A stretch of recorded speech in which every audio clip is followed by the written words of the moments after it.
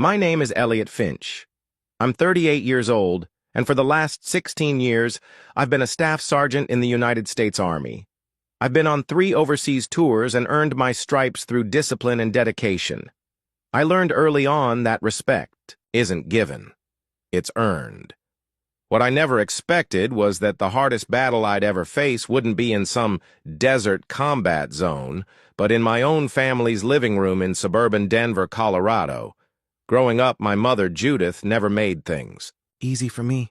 While I was deployed in Afghanistan, earning combat pay and sending money home to help with household expenses, she'd ignore my calls for weeks. When I finally managed to reach her, she'd cut the conversations short, always too busy for her oldest son. Meanwhile, my younger brother, Brent, 31 years old and still living in her basement, could do no wrong in her eyes. The irony wasn't lost on me. While I was dodging IEDs and earning my sergeant stripes, Brent was dropping out of community college for the 3rd time and racking up credit card debt. But somehow, I was always the disappointment. When I came home on leave, my mom would barely acknowledge my presence. Instead, she'd fuss over Brent like he'd just won the Medal of Honor instead of getting fired from another minimum wage job. 3 years ago, I married Leah, an Army nurse I met at Fort Carson. She's the kind of woman who can see right through people, a skill that's a must when you're dealing with wounded soldiers who don't want to admit they're in pain.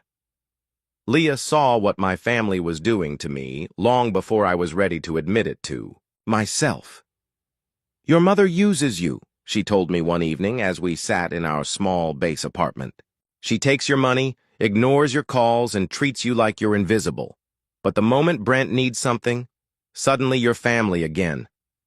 I brushed it off then. Family is family, right? That's what we tell ourselves when we don't want to face uncomfortable truths. But Leah was right, and deep down I knew it. Last year, after my final deployment, I made the best investment of my life. Using my VA loan and years of saved combat pay, I bought a beautiful 2-bedroom condo in Colorado Springs for $320,000. It wasn't a mansion, but it was mine. Every square foot represented months of sacrifice, of eating MREs in the desert heat, of missing holidays and birthdays to serve my country. For the first time in my adult life, I felt truly proud of something that belonged to me. Leah and I spent weekends at Home Depot, picking out fixtures and paint colors. We even planted a small herb garden on the balcony. It was our sanctuary, our piece of the American dream earned through sweat and service. Then, 3 weeks ago, my phone rang. It was Mom, and her voice had that familiar tone, the one she used when she needed something. "Elliot, we need to talk," she said without any pleasantries. "There's a family situation, and I need you to come over this Sunday. Don't bring Leah. This is Finch family business." I should have known right then that trouble was coming. In 16 years of military service, I'd learned to recognize the warning signs of an ambush. But when it comes to family, we ignore our training. We walk straight into the kill zone because we want to believe that blood means something. That Sunday afternoon in July 2025, I drove my Ford F-150 to my childhood home in Lakewood, a modest ranch-style house that had seen better days. The paint was peeling, the lawn needed work, and Mom's ancient Honda Civic sat in the driveway with a cracked windshield she'd been ignoring for months. I parked behind Brent's beat-up Nissan Altima and noticed the repo warning sticker on his rear window. Inside, the whole extended family had gathered. Uncle Ray and Aunt Margaret sat on the worn sectional sofa. Cousin Danny leaned against the kitchen doorway, and Mom occupied her usual spot in the faded recliner that had been Dad's before his heart attack 6 years ago. Brent slouched on a folding chair, looking like he'd rather be anywhere else. "Sit down, Elliot," Mom commanded without looking up from her hands. "We have a serious problem." I remained standing. Military training teaches you to maintain a tactical advantage, and something about this setup felt wrong. "What kind of problem requires an intervention?" I asked. Uncle Ray cleared his throat. "It's about Brent's situation with those loan sharks down on Federal Boulevard. My blood went cold. Federal Boulevard was Denver's rough strip. Pawn shops, check cashing stores, and worse. "How much?" I asked, already dreading the answer. $47,000, Brent mumbled, not meeting my eyes. $47,000? The number hit me like a mortar blast. "How do you even accumulate that kind of debt?" "Sports betting," he said quietly. "Started small with DraftKings, then moved to some underground books when I got behind. They're charging 30% interest monthly now." I did the math in my head, a standard Army skill. At that rate, the debt would nearly triple every few months. These weren't legitimate lenders. They were predators who specialized in breaking kneecaps when payments stopped coming. "The men came to the house last Tuesday," Mom said, finally looking at me with those manipulative eyes I remembered from childhood. "They told me they'd be back next month for the money or they'd take it out of Brent's hide." "So call the police," I suggested. "Loan sharking is illegal in Colorado." Aunt Margaret shook her head. "You can't involve law enforcement with these people, Elliot. They have connections." That's when Mom dropped the bombshell. "We need you to take out a home equity loan on your condo. $47,000 is nothing against a $320,000 property. You could get approved within a week." The room went silent, except for the ticking of Dad's old grandfather clock. I stared at these people, my blood relatives, and felt something die inside my chest.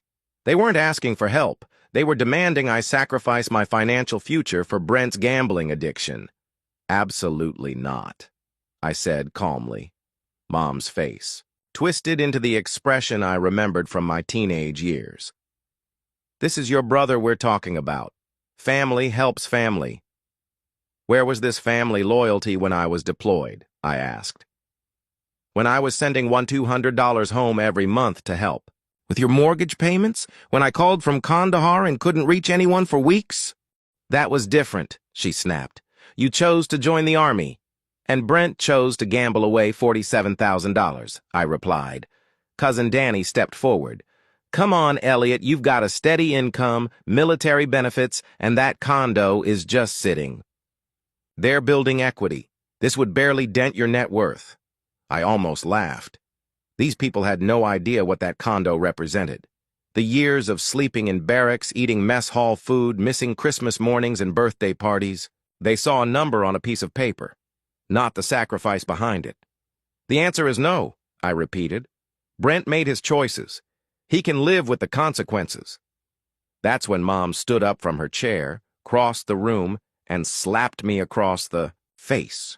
The sound echoed through the living room like a gunshot. I was 38 years old, a decorated combat veteran, and my mother had just struck me like a disobedient child. The sting wasn't physical. It was the humiliation of being assaulted in front of family members who sat there in stunned silence.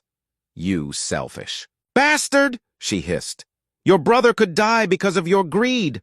I touched my cheek where her hand had landed, feeling the heat spread across my face. In that moment, 16 years of military discipline kept me from responding the way my anger demanded. Instead, I looked around the room at these people who shared my DNA, but had never truly been my family.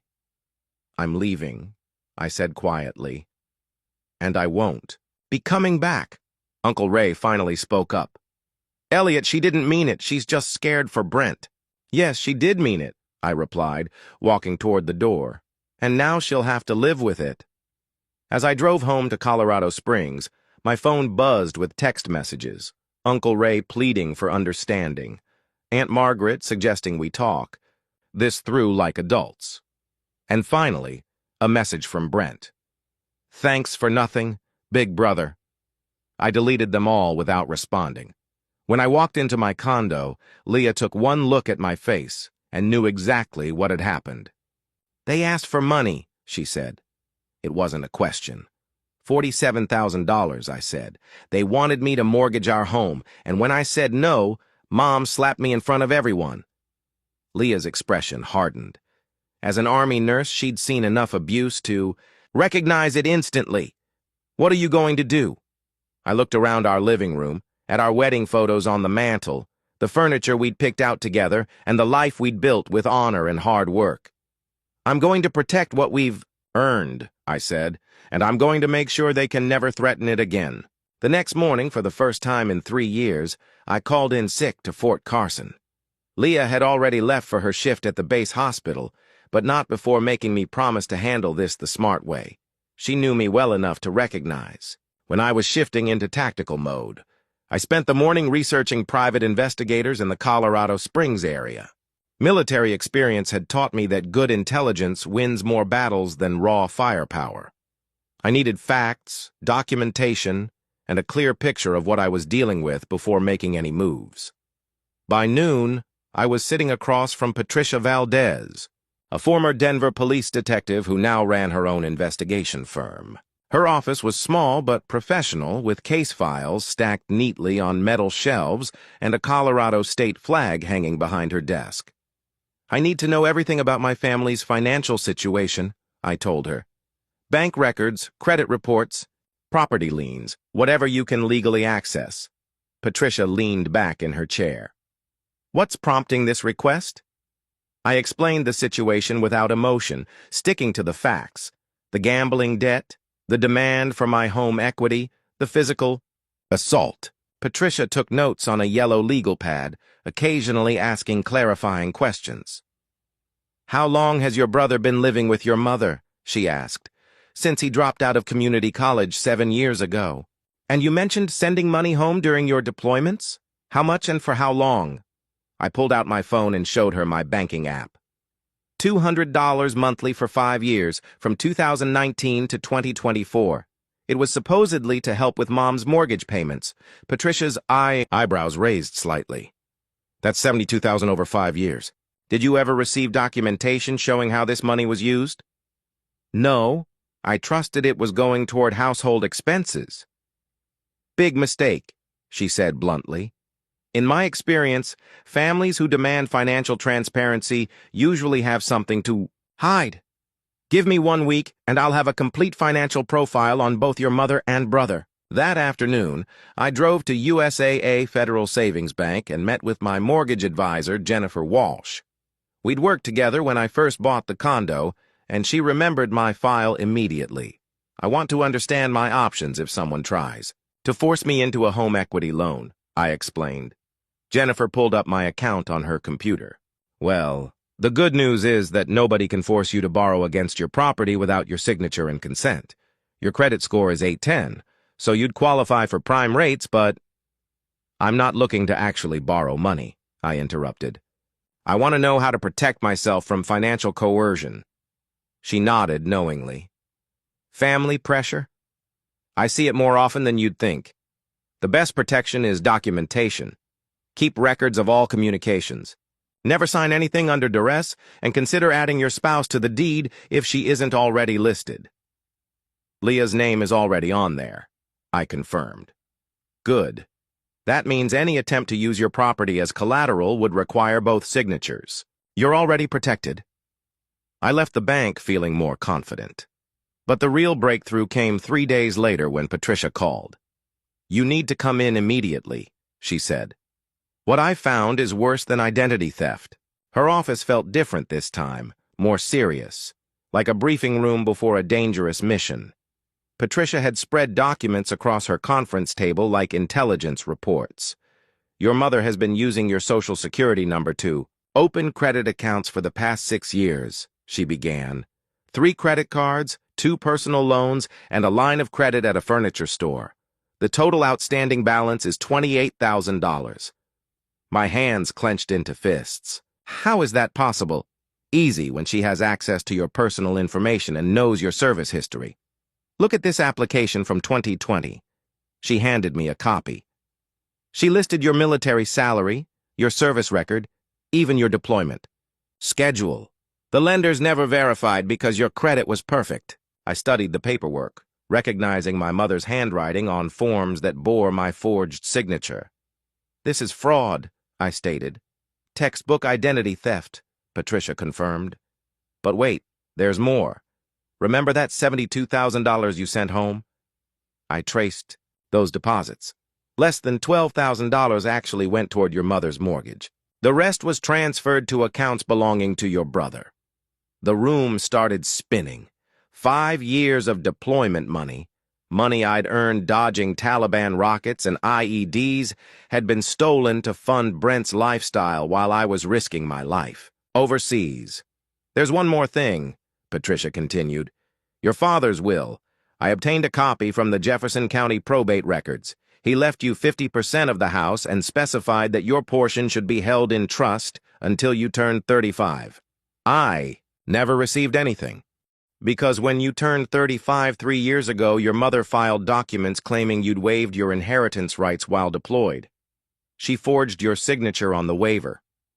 I sat there absorbing the scope of their betrayal. This wasn't just about refusing to bail out Brent's gambling debt. My own family had been systematically robbing me for years. They'd stolen my identity, my inheritance, and my deployment earnings while I was serving my country. What are my legal options? I asked.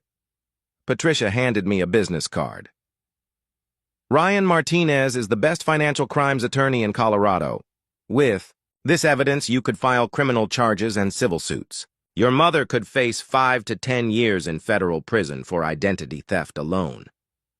That evening, I sat with Leah at our kitchen table, spreading Patricia's findings across the surface like enemy intelligence. My wife's face went through a range of emotions: shock, anger, then cold determination. They've been stealing from you since before we even met, she said quietly. The money you thought was helping Mom with her mortgage was actually funding Brent's gambling habit. Every dollar you sent home from Afghanistan was a lie. Leah picked up the forged inheritance waiver. This is unforgivable. Your father wanted you to have half that house, and she stole it. $47,000 in gambling debt suddenly makes more sense. I realize Brent's been living off your deployment money for years. When that ran out, he turned to loan sharks. She looked up at me. What's your next move? I looked at the evidence spread before us. Bank records, forged documents, credit applications bearing my stolen identity.